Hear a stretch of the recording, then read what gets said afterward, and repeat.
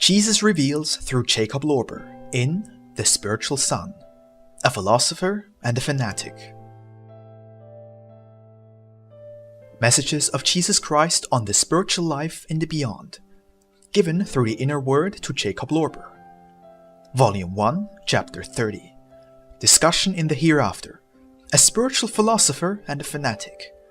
The Evangelist Mark leads through the outer darkness. Look, if you can discern something, you would see about 50 normal steps from us, another couple. Let us go straight there. Then we will reach them immediately. They too do not need to see us. We indeed find a place for our purpose. Therefore, we will go there quickly to hear something new.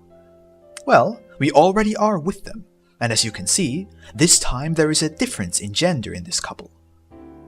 An exceptionally poor woman looking exhausted, and a man looking emaciated unto the last drop of blood, and having barely enough energy to drag himself along tediously. Look, she reaches out to him with her hand and welcomes him. Listen now what these two discuss with each other. She says, "Dear heaven greets you. It makes my heart so happy that dear fate has brought us together once again at last. Yet I must admit that I never thought I would meet you in such a place. For I always thought that you, God knows how blissful it would already be in heaven because of you, for as long as I could remember, you were on earth such a pious and righteous man. You indeed were a very learned professor in religion, and because of you have so many stout and worthy spiritual ones entered soul care. And now, dear heaven, do I find you here in this miserable place, in such wretchedness, in which the dear God knows why you have rightfully come to 2 months ago." He says, "Yes, dear friend, it grieves me that you would find yourself here, but this is how it is. You, just as I, is an emaciated being here. Heaven, if it exists, knows how we had golden expectations of a happy life in the hereafter. But how happy life is, and what the reward is for all our good deeds upon earth, I do experience now for many years, and you, esteemed wife, as you said, now already for 2 months. She says, "No, dear heavens, if I think back on what a strict life you have led, how you have no possession upon earth. When you preached, all the people in the church sit there, sighing and weeping, and what beautiful lessons and admonitions did you give in the confession booth. How thoughtful have you presented the Holy Mass. Therefore, I can truly not understand how you could rightfully come here. For people like us, it is understandable, for one might have kept silent about many sins during confession, because one could not, despite all searching of one's conscience, not remember it. But how you, who knew it all and have fully investigated his life with all its actions and deeds, came rightfully here, this would, as said, only heaven know. Do you have no suspicion of why you have come to this judgment?" He says, "Oh, esteemed friend, I certainly have many presumptions, but my thoughts about this you would not easily understand." She says, "Oh, I beg you, do tell me frankly about it. Who knows if it would not be of use to me?" He says, "Well, I will tell you the one or the other about it, but it is not my fault if you do not like it. Therefore, I will tell you frankly what I suspect. I do suspect that there is neither a God nor some or the other heaven, and I do suspect with founded reasons that we people are nothing but the work of nature. When the crude matter, like a covering of the natural life power, falls away, only the natural power of life keeps on existing for a while, but she also will die down eventually. The power distributes itself in space, like the power of gunpowder outside the barrel of a cannon, and then it is eternally over and done with those people who had so much expectation. If you would look keenly to me and see how I have already come close to complete decomposition and destruction, my suspicion will become even in this dark, dark night even clearer than the sun upon earth on a bright midday."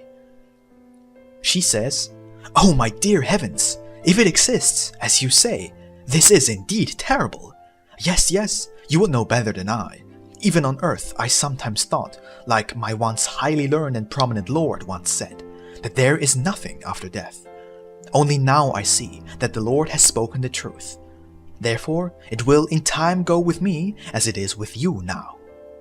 On earth, when I would fare badly, I still could say, "My God and my Master, do not forsake me." But what can I do now if there is no God? Would you, my esteemed friend, be able to tell me how it is then with Christ and his mother, the Virgin Mary? Why then have we upon earth prayed so many rosaries to both of them? And why have you read so thoughtfully so many masses, if it is like you told me now? He says, "Yes, dear friend, it only occurred to me here. The higher lords upon earth would not be able to keep the general people in check if they would not have developed some or the other god, and therefore some or the other religion. It is an easy play to keep the dumb rabble in tow with religion. It works diligently for them, that they would be able to live in their palaces and castles without a care, fatten themselves on soft beds and chairs. Therefore, they appoint spiritual officers and leaders everywhere who are kept properly dumb themselves, to keep the general people dumb as well. Whenever such spiritual officials would use their brains, they are getting promoted quickly, letting them live a good life, in order that their clear thinking would pose no danger to the high lords. But to give such religion, which has no meaning, a somewhat meaningful hue, they must decorate it with all kinds of mysticism, that is, meaningless ceremonies, without which it would not have the desired effect on the general people. See, esteemed friend, such was the case with me. On earth, I very well saw that it must be much different with the afterlife than what I have preached from the pulpit. I have, to be understood, only very secretly asked the great lords in power for an explanation. I never received one, but instead, I don't even know how myself, I quickly received an important promotion. I became a well-paid professor, and finally even a director of a seminary. I do think that the lords have seen that I was too smart for a lower office. Therefore, they gave me a better one, that I would not, with my ability, be harmful, but only useful out of self-interest. I always, truly just lived like a complete honest man. But what was incredibly stupid of me, and which I already regret, is that I did not see through it in the beginning, that I was only being deceived with such a promotion, as well as with the fact that I have, in my well-paid job, apparently for my own well-being, lived a too foolish and spiritually strict life. I did think, such a life of self-denial will soon give me the dignity of a bishop. But I have solely misjudged this, for the high lords have exactly calculated that I did possess the correct amount of stupidity for my assigned office, for me to not be dangerous to them anymore. They could, therefore, leave me unconcerned in my place. You see, esteemed friend, this is the case with religion everywhere in the world. Therefore, as I said already in the beginning, we have both been deceived. She says, "Only now, for the first time, is a light dawning on me. Would I have known this on earth, how much pleasure I could have had. For I was, as one would say, a pretty and wealthy girl. How many young men have competed for my favor, but out of pure religiosity I could barely look to anyone, and stayed a spinster for the sake of our dear Master and the Blessed Virgin Mary. And on top of it all, I left all my wealth to the church during my life. Oh, how stupid I was! Would I have become a happy whore, I would have had some joy. Now the saying is applicable to me. A timid dog will not become fat. No, best friend, if this is truly as you have said, I would want to curse and renounce everything. But no, this I will not do. Even if it would go worse with me, I will, even out of habit, call unto God and the Blessed Virgin Mary. I very well remember that the calling unto Christ and our dear Lady did sometimes help. Therefore, I think, even if they should not exist, that I have not gained anything by praying to them, but I also did not lose anything either. I do not need to chide myself that I am in this dark resort being punished because of my way of life. The only thing is that I maybe have spent too much time with the spiritual ones, yet it never spoiled my chastity, for on that terrain I have never allowed myself anything. I indeed did often besmirch people who I regarded to be bad, and sometimes, yet only to the spiritualities, vigorously dragged them through the mire. With them I also cursed all Lutherans, Jews, Turks, and heathens in the name of God the Father, Son, and Holy Spirit. But the spiritual Lord said that one, as a truly believing Christian, certainly should do this. After this, they did add that one should pray for them, in order that they may convert to the true religion. I, therefore, have done this, and have, as it should be, first cursed them, and then prayed for them. Maybe it was wrong, I would not have known. I also gave unto the poor, not so much though, for I rather gave my wealth to the church, because I thought that the spiritualities would be better able to disperse it than I could. So, have I, the more I ponder about myself, come here completely innocent in this judgment? But of course, if it is as you said, then the one or the other prayer has hurt me as little as it benefited me. But as I said, I stick with calling unto God and our dear Lady, and will drag myself along in this place as long as it goes. Maybe I will encounter someone else who has something better to tell me than you, my otherwise much appreciated friend. I bid you farewell, for I see I will not become happier in your company. It would have been better for me, the way I feel now, if I would never have met you. For only now I see that stupidity makes one happier than an ever so sharp mind.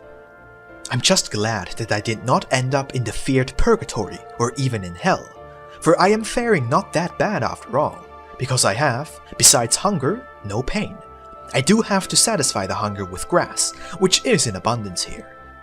If only it does not get worse, I will get used to this food. Therefore, farewell. He says, Yes, farewell to you too, and take care to gain from the eating of the grass. I do wish you bon appetit.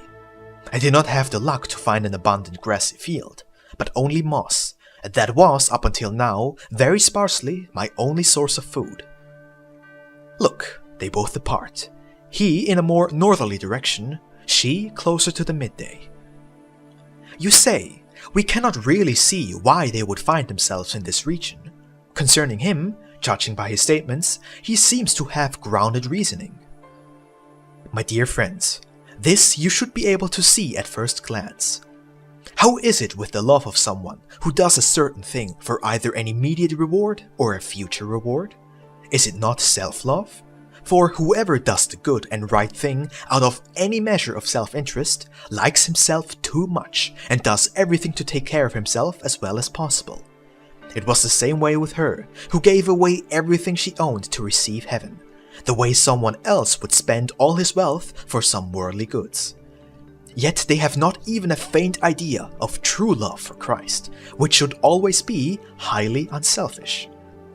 Therefore, her hunger for a reward needs to be completely eradicated here, and she needs to be compelled to search for God and long for Him. Only then will it be possible for her to come closer to the true love and compassion of the Master. Likewise, does he need to consider himself destroyed before he will be able to receive a higher mercy? You should therefore never consider anyone completely lost, but know that for many, according to your reckoning of time, 100, 1,000, and another 1,000 years can pass before they will be able to receive a higher mercy. For you to experience even more closely the variety of reasons why many people come here, we will move on. Only when we will encounter whole companies, you will receive greater light, and then you will see with what countless kinds of foolishness people living in the current world of better humanity on earth are infused with, and that they perform good deeds mostly out of personal interest. We'll leave it at that for today.